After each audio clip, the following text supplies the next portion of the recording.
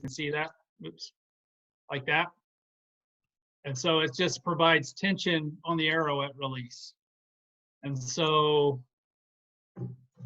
and they're tunable. This one's made by Arc, which I shoot magnetic plungers, which most people don't. Most people like the ones with springs in them, like a biter or something like that. But you can change the tune of your arrow by adjusting the tension on this spring. So actually, you can actually control left and right to a point. You can actually change how the arrow comes out of the bow. Basically, you can make it so it reacts a little stiffer or a little weaker, right, by changing the plunger tension. Which tuning's, I mean, we could talk for hours about tuning, but yeah, that's basically a plunger, and it just screws right into the riser right here. This is one made by Whiffler. This is also magnetic, but it just screws right into there. You can set up your center shot off the plunger, and yeah. And they're pretty. You can buy those anywhere from, $20 up to whatever. So they're fairly cheap. So they're not. And same with the arrow rest. There's a lot of different styles too. Yeah, you can get like you said, a plunger for $20, or whatever you want to pay. Same with the rest. I actually prefer the cheap rest. Like this is a Spigarelli. They're like $25.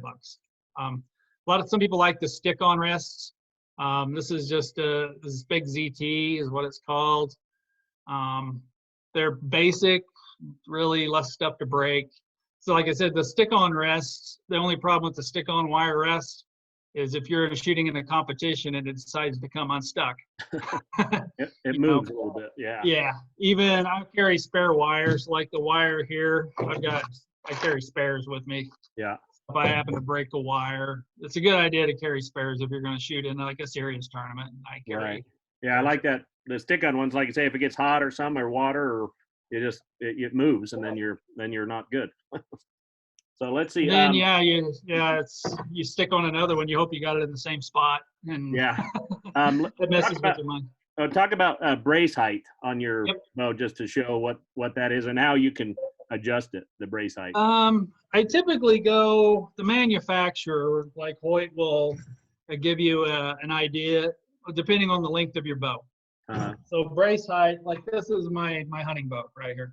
This would actually also be considered bare bow, even though I'm shooting with just a fur rest and a side plate, no plunger or anything like that.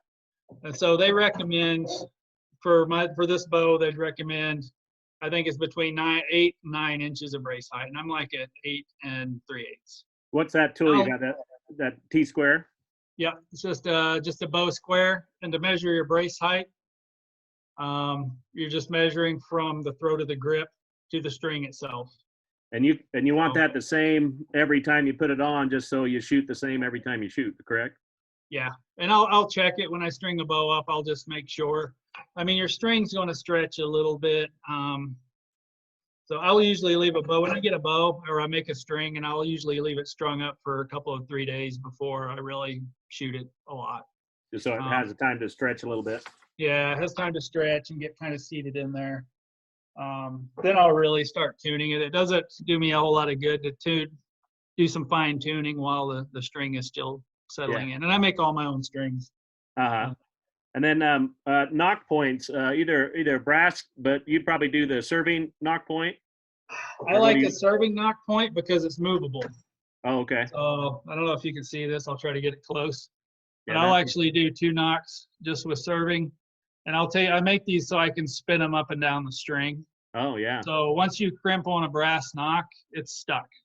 Yep. And you have to uncrimp it and put on a new one, where I can change my knock height in seconds, I make these just tight enough to keep them not from coming loose, but loose enough where I can spin them up the string if I need to. And you have one top and bottom. Yeah, and I'll do that because I'm string walking. Yep. Because it does happen where if you don't have a bottom knock and you're calling way down here, your arrow at release will slide down sometimes. So that'll mess up your shot. So I'll actually make my knocks, and it's a fairly tight knock fit, so it doesn't move up or down. And that's you can learn how to do that. That you're serving on there online. There's different things that you can see how to do that online. As long as your twist is going in the same direction as you're serving. Right. You can do that. If you get to going crossways, it doesn't work very well. Okay. And then let's see what on that. What's your tiller? Just to show kind of the tiller. Yeah. Measurement. I know. Tiller's built into a lot of these bows. I know, like when Hoyt, you want to make sure you put they're marked. They'll say bottom limb, top limb. Yeah. You want to make sure that you put the bottom limb on the bottom, top limb on the top, because tiller's built into a lot of these bows. Okay. So I'll usually just run even tiller. So I will, from the top to the bottom, they'll be pretty much just dead even. And the only time that I'll adjust that, and where you measure that, sorry, is the bottom of your riser where it meets the limb to your string. Okay. And it's the shortest distance is what you're looking at. Yeah. And so I don't get too fancy. I like to keep things basic. I just run even tiller, top and bottom, even when I'm string walking. And the only time that I'll play with that is if I can't get a bow to tune or a setup to tune the way I like, I'll start playing with tiller a little bit. But usually by that point, I'm looking for a different arrow tune. So. And then let's talk about string walking real quick. Just explain that for just a minute. Yeah, you're breaking up a little bit. Okay. So string walking is, here, I'll show you without the tab.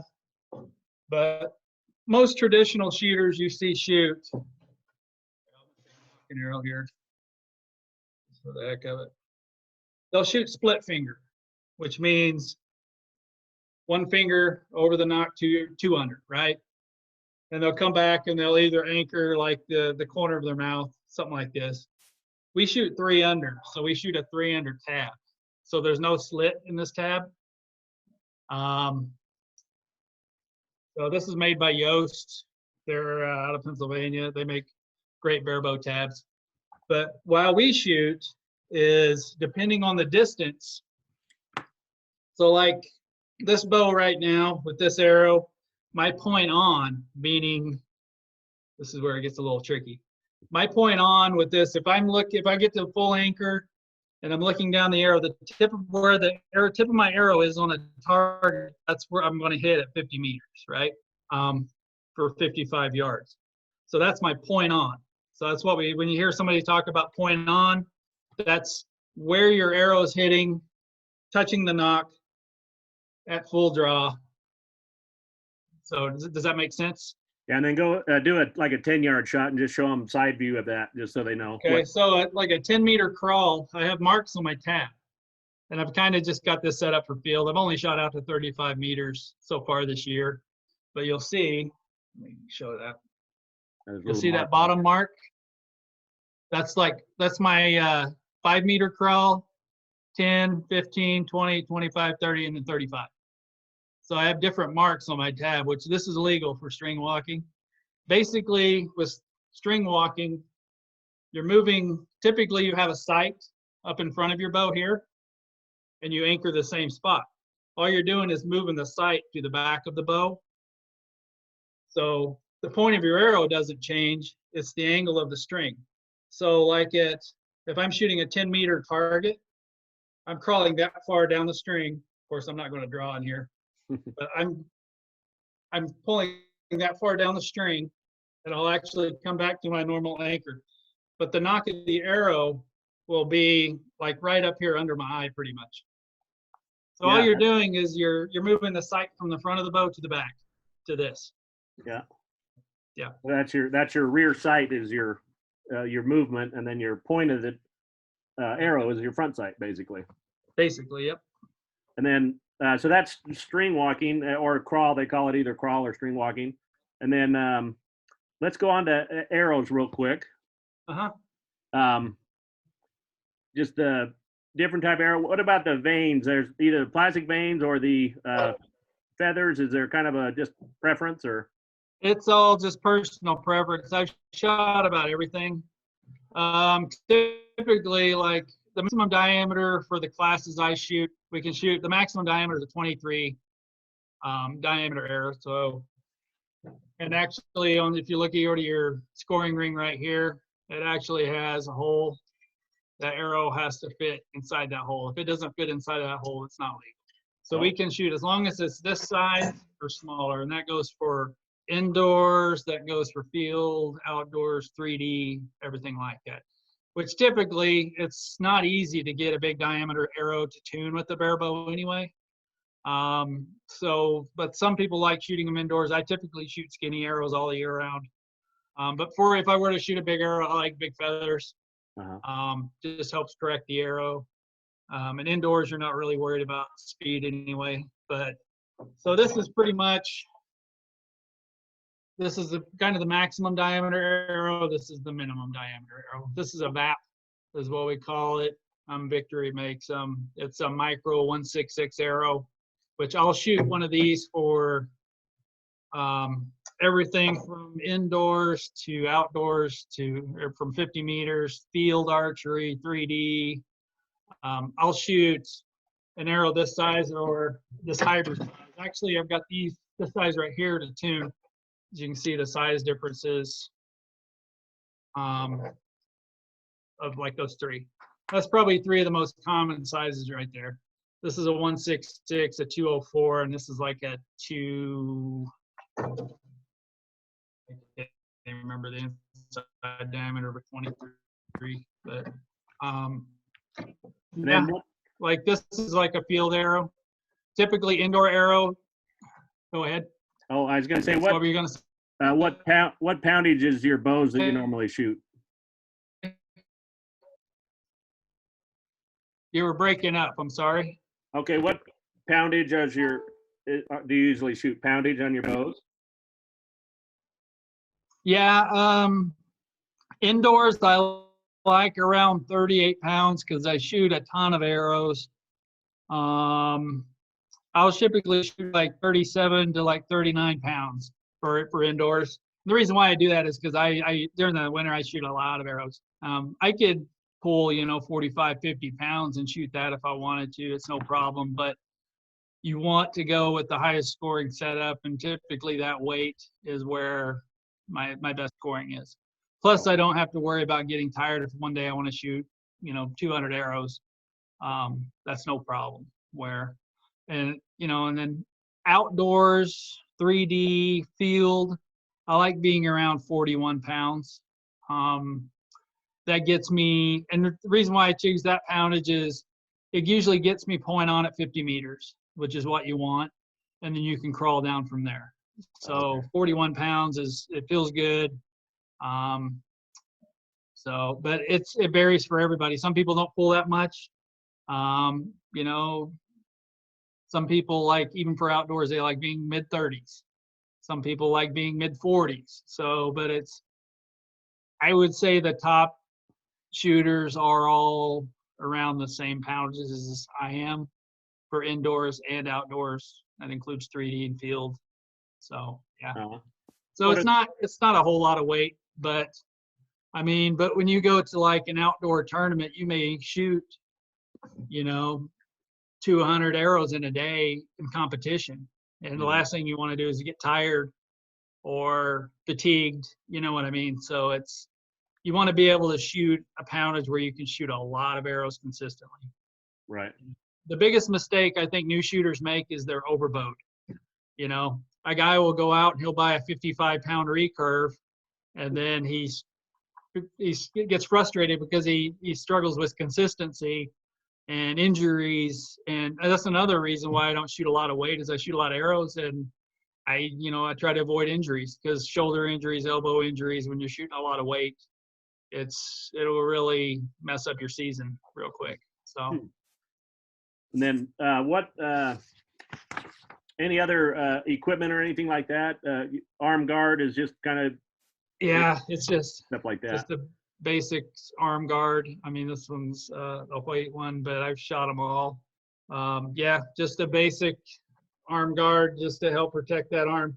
And if I would tell you this, if you're not buzzing your arm and you're shooting bare bow, you're not doing something right. So I will actually, my string will still be millimeters away from my arm, because good form. If you watch a lot of the top level shooters, I mean, you want good alignment. You want bone on bone alignment, and you cannot do that with a bent elbow. If you look at my elbow right here, that's not strong. You want bone on bone on bone. So, I mean, if you can look at it, it's, Pretty and straight. that string actually really buzzes my arm. So you have to wear an arm guard. Yeah. If anything, just to keep the clothing away from the string. And then I'll shoot just a finger sling. I just make them myself. And all this is doing is just keeping you from torquing the bow. And this is basically just to keep you from dropping the bow. So I don't know if you can see that, but yeah, we can see that. a lot of guys will shoot either a wrist sling or a finger sling. But yeah. Anything else on equipment, or we'll move on to the other? Yeah, I can't really think of anything. I think you covered that.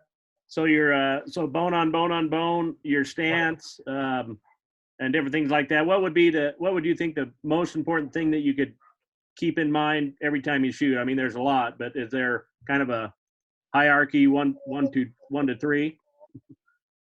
Maybe you haven't thought about. I mean, you've thought about it, but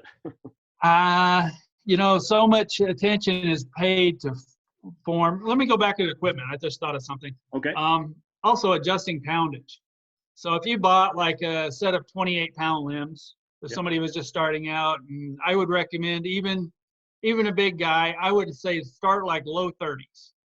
You can adjust the weight on the limbs. I would say if I ordered a set of 30-pound limbs, I could probably have an adjustment of 27 pounds to probably like 34 pounds. Okay.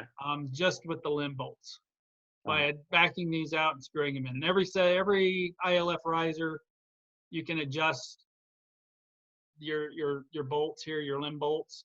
A little bit, yeah. So I mean, you can buy a set of limbs and you can start out at like 28 pounds and you can go up to like 34, and then maybe you could buy a set of 35-pound limbs and kind of, so it's not like you buy a set of 30-pound limbs, you're stuck with 30 pounds. You're not. Manufacturer's built-in adjustment. So for that. You could, yeah. Anyway, we have a question on where do you anchor your bow? Where's your anchor point? It kind of varies. I have a couple of different anchors that I like. It's funny. My anchor will change. It just depends on what I'm doing at that time. If you look at the video from Lancaster, my anchor is actually, for me, it's deep. I'll actually come back and I'll get this knuckle, which is pretty common, underneath the cheekbone right here. Yep. And I'll have this kind of string. A lot of people, you want a good bone on bone with your anchor. So you kind of have to feel your cheekbone. Everybody's made differently. I like to get that up underneath the cheekbone so vertically it doesn't move. And then I actually like the string just kind of touching a certain spot on my nose. Outdoors, I'll actually switch to like a compound shooter, and I'll have the string on the front of my nose. But for field and like 3D and stuff like that, the string is right here on the side of my nose. Some people like a lot deeper anchor, which I don't recommend. You don't see very many shooters shoot well with a super long, deep anchor. But that's one of those things. Everybody's different. Skeletal structure is different on everybody. So what works for one person? I've seen some people shoot barebow under the chin still. Works good for like, somebody who can't make the weight to get to 50 meters or even 30 meters, somebody shooting really light poundage. So it just, whatever works for anyone, but there's a ton of good information on YouTube and stuff. If anybody's familiar with barebow, they've heard of John Dimmer. He has tons of videos out there, and he actually has a system that's really affordable, which talks about shooting barebow. Frank McDonough, he's out of PA. He just started a group, and he has a lot of these training videos and does podcasts. There's tons of podcasts out there that are free. which talk about shooting. There's so much good information out there.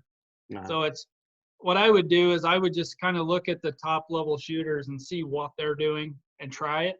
I mean, if it works for you, great.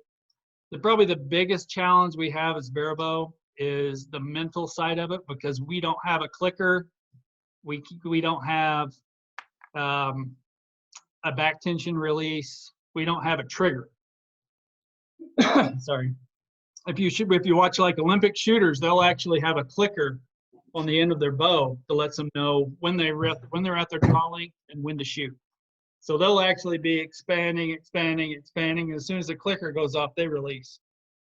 And so it's like a subconscious release thing. With compounders, they can shoot like a back tension release or a surprise release that will actually, once they get to their back tension and get their hand in a certain position, it just goes off. So we have a tendency to struggle a little bit with target panic. And every person has it. Some are mild. Some don't even notice. They don't even know they have it. Some have it really bad. So that's the biggest struggle, I think, with barebow is dealing with target panic. And it could be as much as a flinch. It could be not even being able to get on target, things like that. But there's tons of different ways to get through that. I probably shouldn't even bring up target panic. What was the other name? Not John Demmer, but the other name that you mentioned. Somebody wanted to just write that down. I might be coming in and out. Frank McDonough. They have a group on Facebook. It's called, there's a group. Hold on just a second. They've done quite a few podcasts. The Barebow Project is what it's called. If you Google or if you look on that on Facebook, tons of good stuff. And it's basically it's a group dedicated to barebow, not just trad, not just archery in general. But they got some really good stuff going on. There's quite a few podcasts out there. But Frank is constantly posting barebow videos. He's an Olympic style shooter. He shot compound and now he's shooting barebow. He's also like a level 4 coach. So very good, lots of good information. And some of his students do really well at indoor nationals and things like that. So, but if you just look for the Barebow Project, you'll see it. Just ask to join that group, and it's lots of good information. Good there. How do you practice for a tournament or practice in general? It just depends on what it is. Luckily, I'm at my house. I can set up a 18-meter range or 20-yard range out of the back of my garage, which I don't know if you've seen that or not, but it's kind of, my shooting tent. You know, we have a nice range up in Logan, but the hours that it's open doesn't really work for my schedule because I like to shoot every evening. So indoors, I'll shoot a ton of scoring arrows. I do a lot of blank bell. I do a lot of tuning. I'll spend, going into an indoor season, if I'm not happy with my tune, I'll spend maybe a month coming up with an arrow tune that I like. And it's a matter of like, these are the arrows that I shot at Lancaster. It's a matter of starting with the full length arrow and trimming it down to get the spine just right, adding point weight, playing with different veins, which we didn't really touch on that very much, but I like simple. I like plastic veins. Some guys like tape on, some guys like feathers. Typically, a set of veins will last me the whole indoor season, and I mean thousands of shots where arrows will start getting frayed and start messing with your head thinking, I need to change those feathers out, or, tape on are just kind of high maintenance. So I'm a simple guy. So do you ever shoot a bare shaft to tune, or is that something that kind of that helps? Maybe explain that just for 1 minute. It's a lot, but yeah. I mean, shooting a bare shaft is a good idea. So what you're trying to do is basically have the exact same arrow. You have one with fletchings and one without. And what you'll do is you'll get to your 18-meter crawl or whatever, shoot the fletched, and then you shoot the bear shaft, and they should hit in the same area. I mean, if I'm within a couple of inches, I'm happy. And what that's telling you is the spine of the arrow. So if me being right-handed, if I'm shooting, my bear shaft is here, I mean here's a bear shaft right here actually. So if my fletch is here, but my bear shaft is like this, I have a weak setup. That means I need to have a stiffer spine arrow or drop point weight or something like that. Same with over here, if my arrow's like this, then I'm too stiff. So say I'm shooting a 500 spine arrow, I would probably say if my arrow's like this, okay, I need to shoot a 600 spine arrow. Or if it's like this, okay, I need to be shooting 450 spine arrow. So or heavier, yeah. it should be, fairly close. And also you look at the angle. If you're like this, you've got some issues going on. It's still weak, but it's coming out of your bow strange. Basically, bear shaft, you just verify that you have a good tune. And I had some, it's a funny game because I've had some great bear shafts, but they just don't score very well. Or I'll have some tunes that don't have a great bear shaft that score really well. So bear shaft is not everything, but it gets you, it lets you verify that your tune is okay. Yeah. So yeah, if you can shoot a bear shaft fairly decent, then with feathers, it's just that much better. Yeah. And going back to, equipment, we didn't talk about grips at all. You can buy, like on most of these risers, you can buy grips with different grip angles. So like a high grip would probably be something like this. This is kind of a medium, and then they have like a low. For string walking, I like shooting like a medium grip because it changes the angle of your bow. So like if you have a super high grip, it's, that's another thing is when it comes to tuning is finding the right grips that works for you.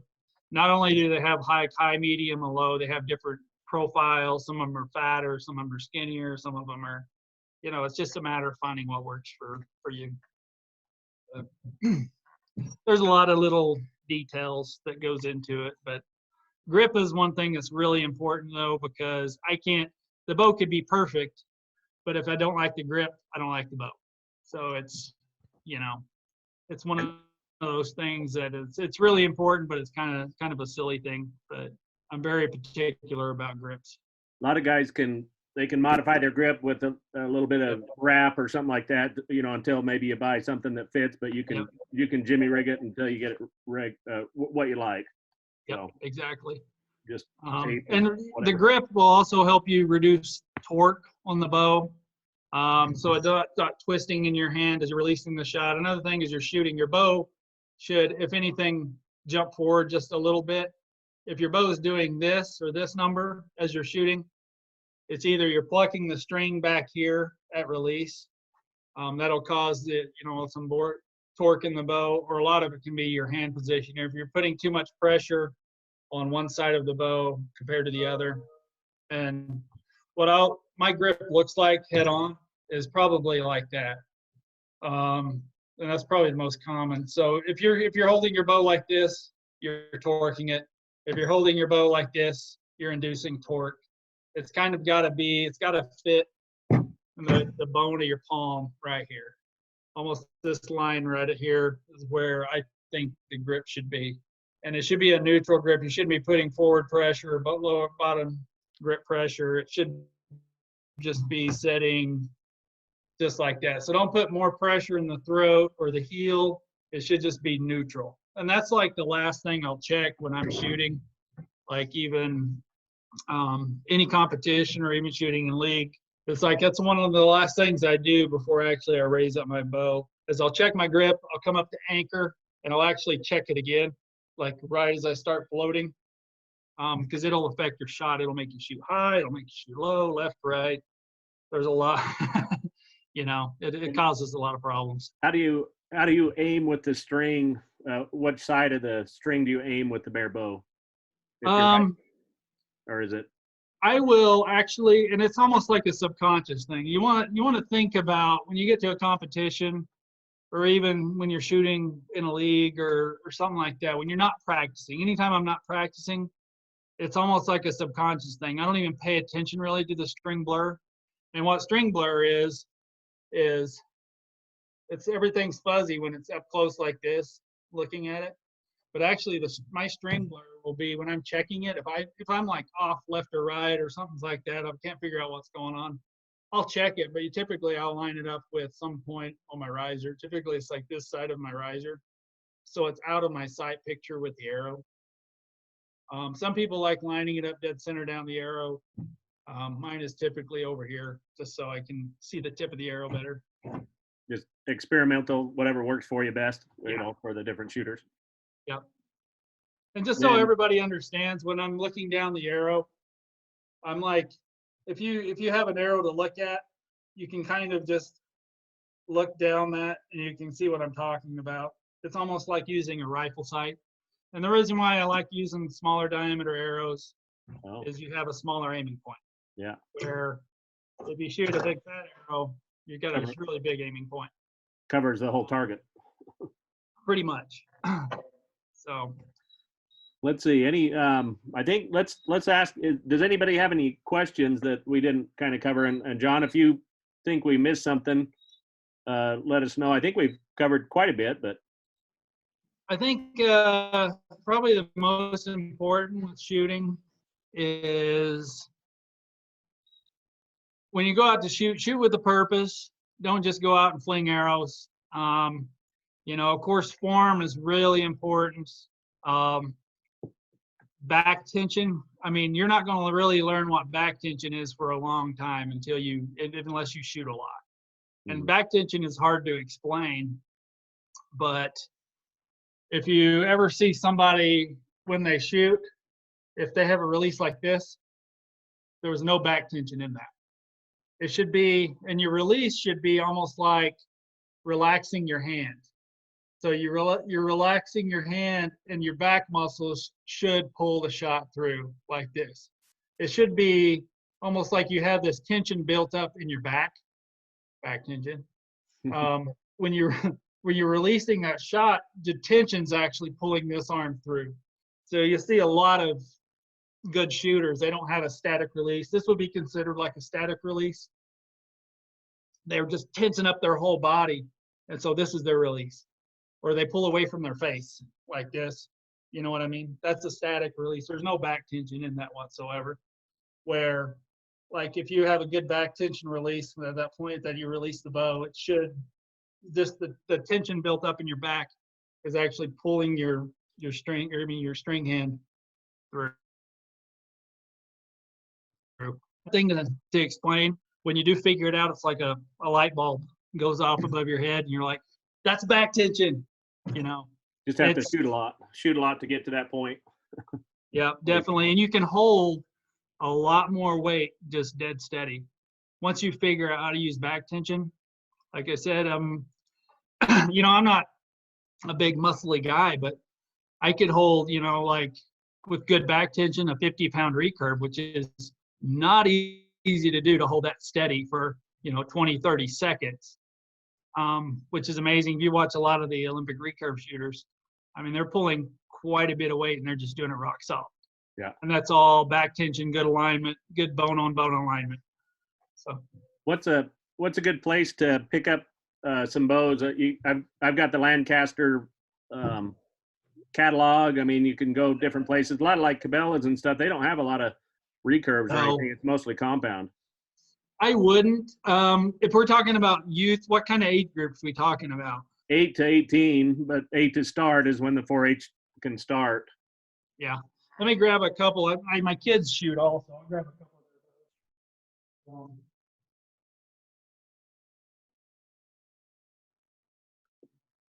And we got probably about 5-10 more minutes for everybody if they want to hang on there.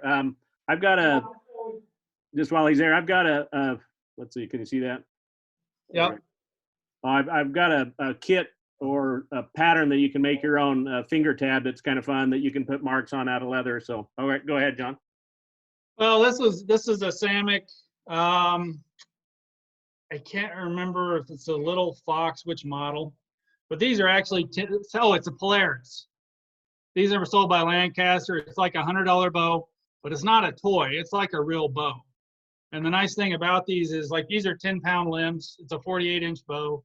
So my kids, when they're like 6, I'll buy them this bow, and they just, I mean, they'll actually, I have like multiple limbs all the way up to like 25 pounds for this exact same bow.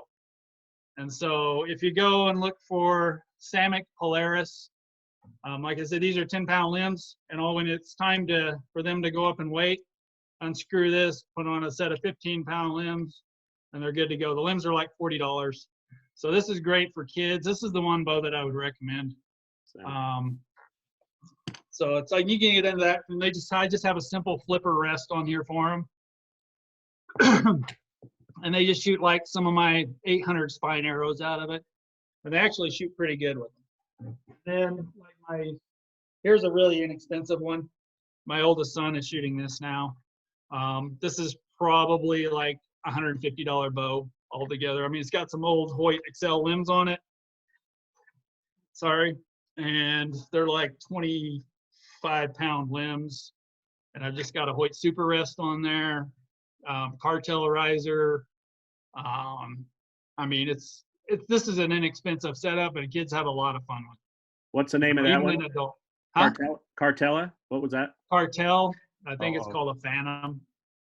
It's a few years old now, but I mean, even with this bow, I've shot some really good scores with this bow just to prove to my son that it shoots good. So, I mean, it's not always just the equipment, you know? So, I mean, that's what I would say. Once they outgrow something like this, they actually have another one that's a little longer riser. It's called the Little Fox. My daughter has that one, and she has like 25-pound limbs on it. You know, you have fun. It's actually a really well-made bow. Samick makes some really nice stuff. It's not that expensive. So yeah, that's what I would recommend. That's good. Does anybody else have any questions for John that we might not have missed? We've covered quite a bit. I appreciate it. That's a lot of chats that say that's a lot of good information. We've recorded this, so I can, if somebody asks, you know, they can watch that again and just kind of get information, because a lot of people don't know a lot of this stuff, so it helps to understand. And you know, hit me up on Facebook or Instagram. Send me a message if you have questions. May take me a few hours or a day or so to get back with you, but I'll answer them the best I can. I get messages. I was going to say, we're also going to be putting information like this that John gave us in Instagram. We have our 4-H. It's called Utah Shooting Sports USU is the Instagram name. Okay. And we're going to put just little tips and stuff like that from different shooters that are, you know what they're doing and stuff like that. What's your Instagram, John? Did you? It's like John Dillinger .1466, I think. I'll send it to you, and then maybe you can post it on that. Yeah, and I've got everybody's email, and I on the email I sent out the advancement guide and in archery, and if we've covered a lot of things on there, I will send out what you've passed off, so you can what our ultimate goal. If you can see that, can you see that? Whoops, that belt buckle right there. Ah, nice. It's Utah. It says Shooting Sports Utah with 4-H. Learn by doing. And if the kids go through the advancements, kind of like scouts, but in shooting sports, if they go through one discipline like archery, and they probably passed today, probably about 7 or 8 things off, and I'll send a list out. I've got all your emails. And then eventually, if they do that, they'll get one of these belt buckles. And so that's pretty nice. And John, we're going to send one of these belt buckles out to you for for helping out. And like I say, if people Facebook you and stuff like that, you said you'd help them out, but it's pretty nice. I got my belt buckle on, and it's kind of, so we got 150 of these to give to the kids that pass their archery, or they could go shotgun or rifle, but they're on their way for archery for really good. So nice. And then I mean, once we get past the coronavirus thing, if we want to do a seminar or something like that, I'd be more than happy to help out, come and do that. Yeah. With some shooting, that'd be a lot of fun. So yeah, we could do that. I was gonna, like say, after the corona thing, I'll keep in contact with you and set up something like that. I think there'd be a lot of people that would really enjoy that. So yeah. Really good. So any other questions? I know it's about 7 right now, but I think there's a yes to a seminar. So we'll keep in contact. And then I've got all the emails of everybody that got onto this, but then I also shoot it to the 29 counties. Not that all 29, we'd have 3,000 kids here, but we might get 25 or something and have kind of a clinic or something. That'd be a lot of fun that we could do. Yeah, we could possibly even do it down at Easton Archery Center or something like that. I mean, yeah. those guys are pretty cool. They'd probably be supportive of something like that. So yeah, a little bit more central too for southern people. And then one last question: what size of bow? How do you determine the size of bow a person shoots? I say most youth, probably anybody older than like 12, they need like a 23-inch riser and maybe short limbs. So I would say maybe like a 66-inch bow. Bow kind of grows with the person. I would, as they get older, I would say anybody I could shoot a 23-inch riser, but it's a bit short. I prefer to shoot a longer riser. But I think for most people, a 23, 25-inch riser with short, medium limbs. If you've got a longer draw length, I would say 25-inch riser with maybe long limbs to put it around 70 inches. Actually, the bow I'm shooting right now, the one I won Vegas with, is this setup. It's actually like a 72-inch bow. Typically, the longer the bow, the more forgiving it is. But you sacrifice speed. It's kind of like the same thing with compounds. Typically, the shorter compounds are really fast, but they're not as forgiving. Same thing goes with recurves. Let's see, how tall is John? I'm like 6'1". My draw length is like 29.5, so it's nothing crazy. It's actually years past, I've shot a 27-inch riser, so it's made for a 72-inch bow. But I would say it just kind of depends on the frame of a person and what they want to do. You will sacrifice a little bit of speed with a longer bow, but it's more forgiving. So typically indoors, I would like shooting a long bow as possible. For 3D, maybe I'll shoot, maybe a 68, 70-inch bow. Another thing that you run into, the shorter the bow, you get what's called string angle. So when you get back here, it actually will start pinches the finger to get fingers together. Like if I shoot a really short recurve, you'll get finger pinch. It's just uncomfortable, and I feel like I can't get as clean a release. But typically I'll shoot like a 70-inch bow is probably pretty standard. But most youth, I would say anybody older than like 12, probably like a 66-inch bow, and then just work your way up from that point. But like my kids, they all shoot.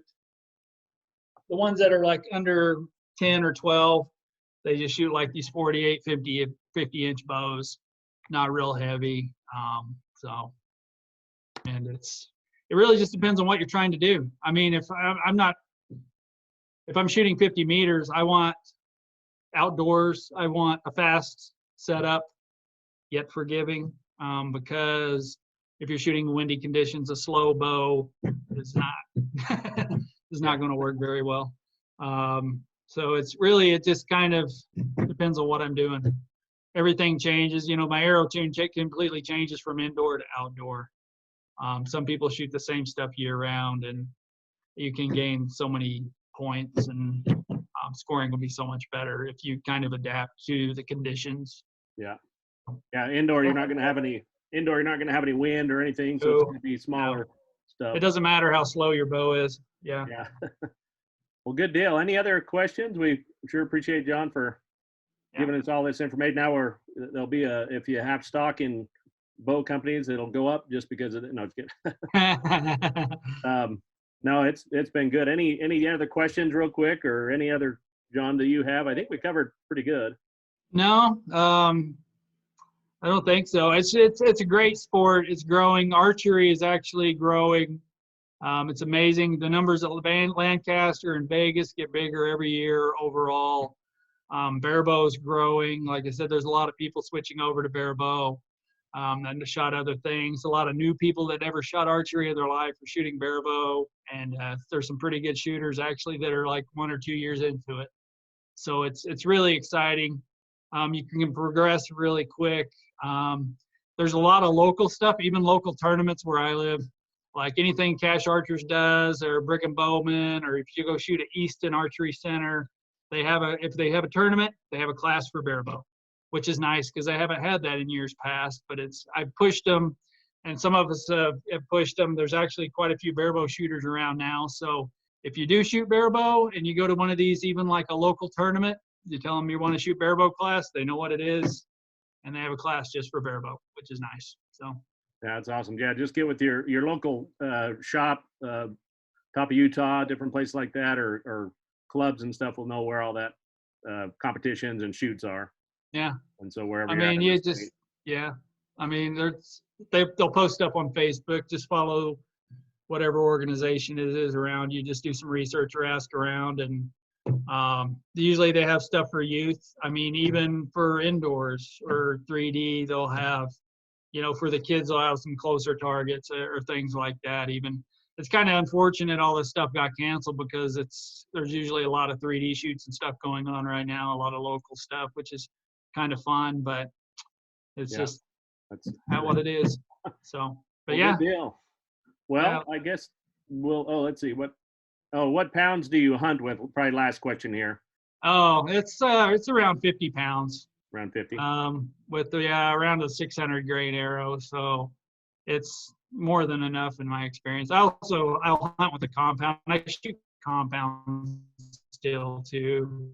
I'll play around with that. It kind of depends on the tag, but if I'm going after like a cow or a spike or something like that, cow elk, I'll hunt with a recurve. But if I draw a good out-of-state tag somewhere, I'm taking my compound for sure. Yeah. A little more sureness, I guess. Yep. Well, good deal. Well, all right, John. Well, we appreciate it, and we'll probably end that, and we'll probably be talking with you later, and hopefully we'll get a clinic or something going, and yeah, that'd be great. We'll go from there. So, all right, we'll go ahead and end the meeting, and let's see. Have a lot of chats that say that was great. A lot of good information. So we're going to be doing more stuff. It was fun. We're going to do more stuff, shotgun, rifle, black powder, stuff like that, just outdoor stuff. So we'll keep doing this as we can. So it helps. Sounds great. All right. Thank you. John. All right. Bye-bye.